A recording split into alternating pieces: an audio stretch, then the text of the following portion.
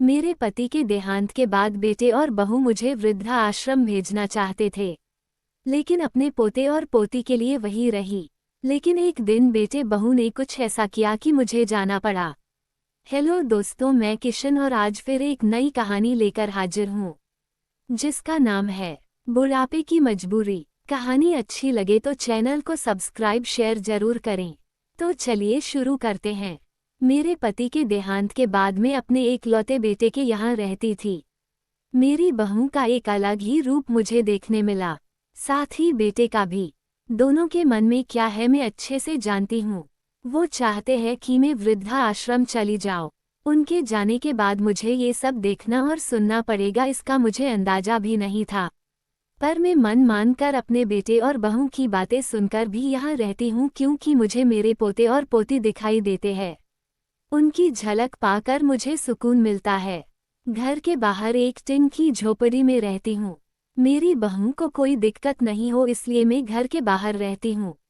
बेटे ने थोड़ी मेहरबानी की है तो ऊपर टिन की चादर लगवा दी है। समय समय पर थोड़ा राशन दे देता है तो मैं अपना बनाकर खा लेती हूँ। मैंने अपने बेटे को कह दिया है कि मेरी वजह से उन दोनों को कोई प्रॉब्लम नहीं होगी, बस मुझे यही रहने दे, इसी घर में मुझे मर जाने दे। मैं बस यही चाहती हूँ।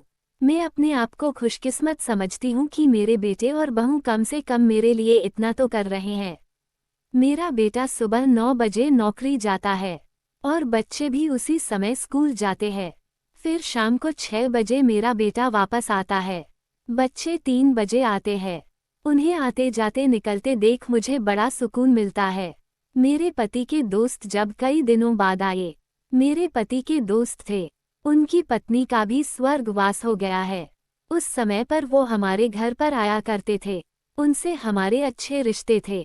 उनका घर हमारे घर से थोड़ी दूरी पर था।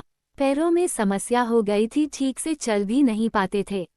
वो बड़े दिनों बाद मेरे यहाँ आए। मुझे उन्हें देखकर अच्छा लगा।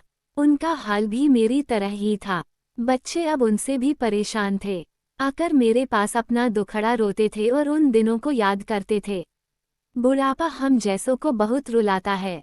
उनकी पत्नी का स्वर्गवास हो गया था और उन्हें चलने उठने में समस्या थी, इसलिए वो तो अपना खाना भी नहीं पाते थे। मेरे पास आए तो मैं समझ गई कि यह इतनी मुसीबत में चलकर पुराने दोस्तों के यहाँ चाय और खाने की चाह में ही जाते होंगे। उनकी भी अपनी मजबूरी थी।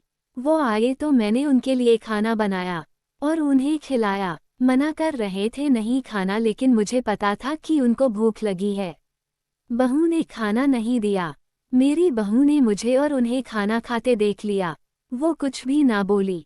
ऐसे ही वो यहाँ 2-3 बार आए। जब भी वो आते मैं उन्हें खाना खिलाती। फिर उनके जाने के बाद जब मेरा बेटा आया तो बहू कहती है कि तुम्हारी माँ कितनी बेशर्म है, पता नहीं किस किस को आजकल बुलाकर खाना खिला रही है। बड़ी मुश्किल से कमाया जाता है और ये लुटाने में लगी। इनका राशन बंद करो, कुछ दिन भूखी रहेगी तो अक्ल ठिकाने आएगी। मैंने कहा कि मैं अपने हिस्से का उन्हें खिलाती हूँ, तुम्हारे पिता के पुराने मित्र है। फिर भी बहू का उल्टा सीधा बोलना शुरू रहा। घर के बाहर रहकर इनको आज़ादी मिल गई है, पता नहीं क्या क्या करती है। बेटा भी बोला कि कुछ दिन भूखा ही रहने दो इन्हें।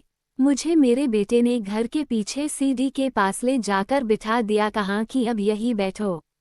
मेरे तो अब आंसू भी सूख गए थे। अगले दिन मुझे खाना नहीं मिला। मेरे टिन के उस छोटे से कमरे को बहू ने तोड़ दिया। तब मुझे लगा कि अब मैं गलत कर रही हूँ। एक दिन पूरा भूखा रहने के बाद मैंने सोचा कि मैं गलत कर रही हूँ। मुझे अब अपने बेटे के यहाँ नहीं रहना चाहिए और शायद गलती भी मेरी ही है। मेरी ही परवरिश में कोई कमी रही है, तभी तो ये परिणाम आया। अगली सुबह मैंने अपने बेटे को कहा कि मुझे वृद्धा आश्रम छोड़ा, अब मैं तुम दोनों को ज्यादा परेशान नहीं करना चाहती। बहू ने कहा कि एक दिन भूखी रही तो अक्ल ठिकाने आ गई ना।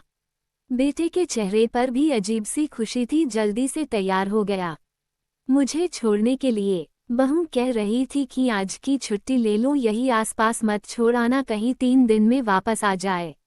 मैंने अपनी बहू से कहा कि बेटी चिंता मत कर, मैं अब नहीं आऊंगी। मैंने अपने पोता पोती को गले लगाया। मुझे पता था कि अब मिलना नहीं हो पाएगा। बेटे को भी चाहती थी कि एक बार जी भर के गले लगा लूं। लेकिन वो बोला चलो जल्दी करो। मैंने बहू को कहा कि बेटी अपना ध्यान रखना। मेरा बेटा मुझे छोड़ आया। वहां आकर मैंने देखा कि मेरी तरह कई है। थोड़े दिन उदास रहते हैं फिर सच को स्वीकार कर लेते हैं। मैं अब यहाँ खुश हूँ। कुछ काम भी करती हूँ। मैं चाहती हूँ कि ऐसा कहूँ कि ऐसा किसी के साथ ना हो, लेकिन ऐसा कब किसके साथ हो जाए कोई बता नहीं सकता। लेकिन माँ बाप को ऐसे समय के लिए भी तैयार रहना चाहिए। बस बच्चों को पालकर बड़ा कर दो, उनसे कुछ उम्मीद मत रखो। ये कहानी स्टोरी किशन 71 पर सुन रहे हैं। दोस्तों, कहानी कैसी लगी जरूर बताएं। कहानी अच्छी लगी तो दोस्तों को शेयर करें, चैनल को सब्सक्राइब जरूर करें।